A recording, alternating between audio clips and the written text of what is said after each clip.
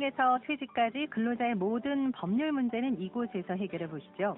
노사관계에 대한 합리적인 방안을 제시해 드립니다. 실용 노무백과 세종노사연구원 남영민 노무사와 전화로 만나볼게요.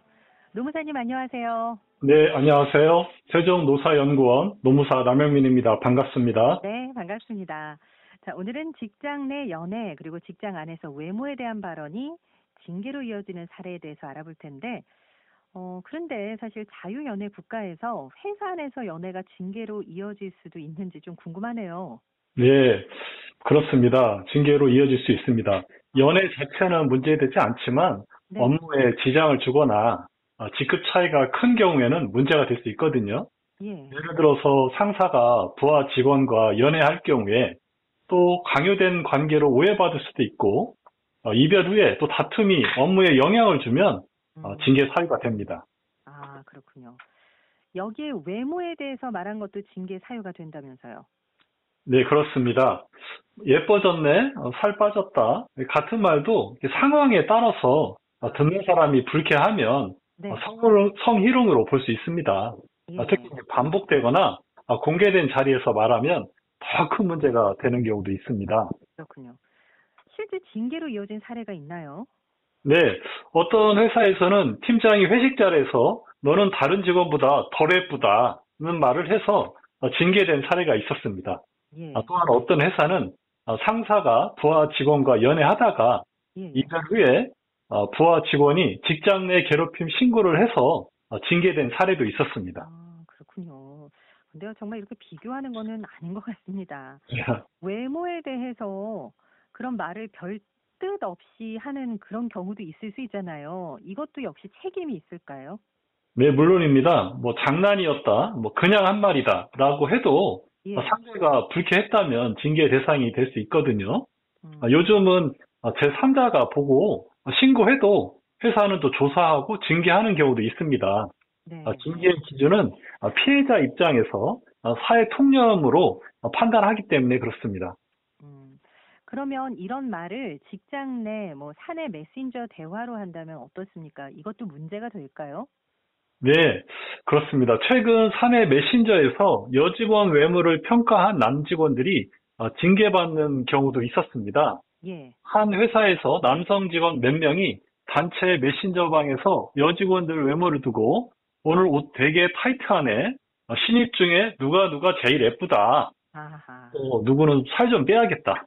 뭐 이런 식의 말을 주고받았는데요. 예. 이 대화 내용이 우연히 외부로 알려지면서 문제가 됐습니다. 네네.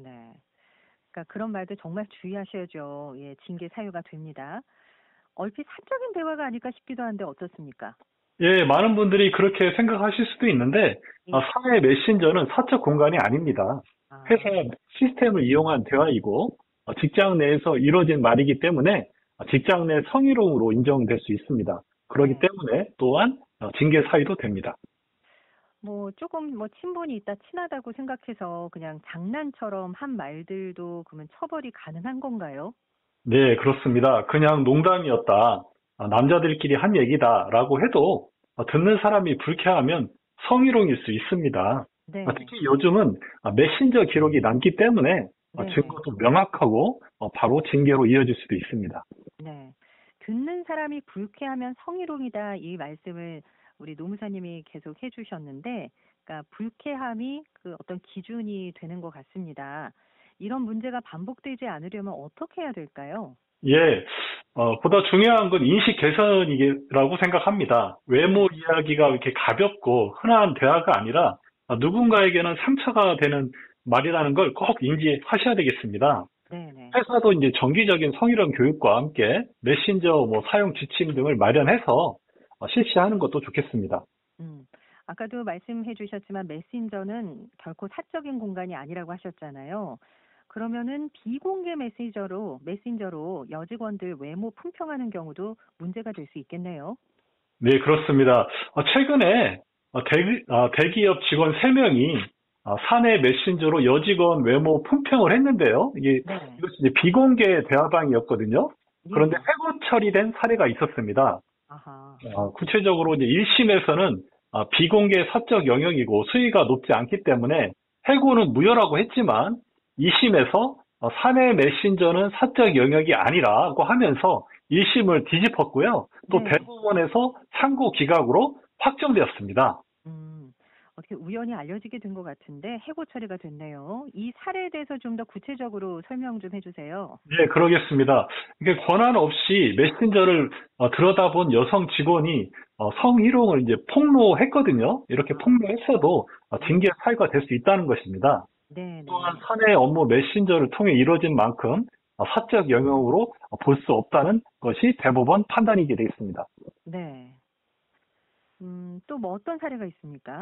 네, 또 사례를 하나 또 말씀드리면요. 네, 알바 직원이 정규 직원인 A, B와 계약직 직원이 계약직 관리자가 C가 소속 팀원인 본인 알바 직원을 대상으로 해서 메신저에서 성희롱 발언을 하고 뭐 키가 크다, 상큼하다 등 외모 품평을 하고 네, 카카오 프로필 사진을 공유한 사실을 이제 알게 된 겁니다. 예, 그래가지고 정규 직원 A가 다른 알바 직원에도 알리기도 했거든요. 아하. 네. 성희롱 같은 경우는 보통 일반적으로 좀 남성이 가해자인 경우가 많은 것 같아요. 근데 혹시 여성 상사가 가해자가 되는 경우도 있었나요? 네, 물론입니다. 성희롱은 이제 누가 했느냐보다 상대가 이제 불쾌했느냐, 이게 중요하거든요. 예, 실제로 여성 상사가 남성 직원에게 외모나 사생활을 언급하면서 문제된 사례도 있습니다. 네. 구체적인 사례가 있다면 좀 소개해 주세요. 네, 그러겠습니다. 실제 한 사례에서 여성 상사가 남자 직원에게 몸매가 좋다, 여자친구 있냐?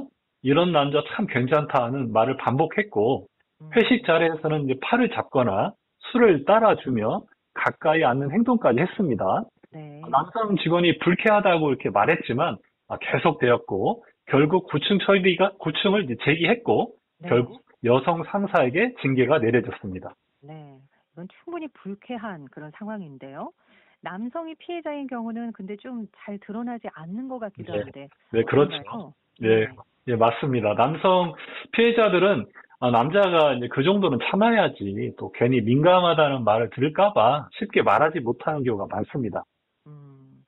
자, 이와 관련해서 끝으로 한 말씀 부탁드릴게요. 네, 성희롱 예방 교육을 이제 모든 구성원을 대상으로 해서 이제 공평하게 이루어지거든요.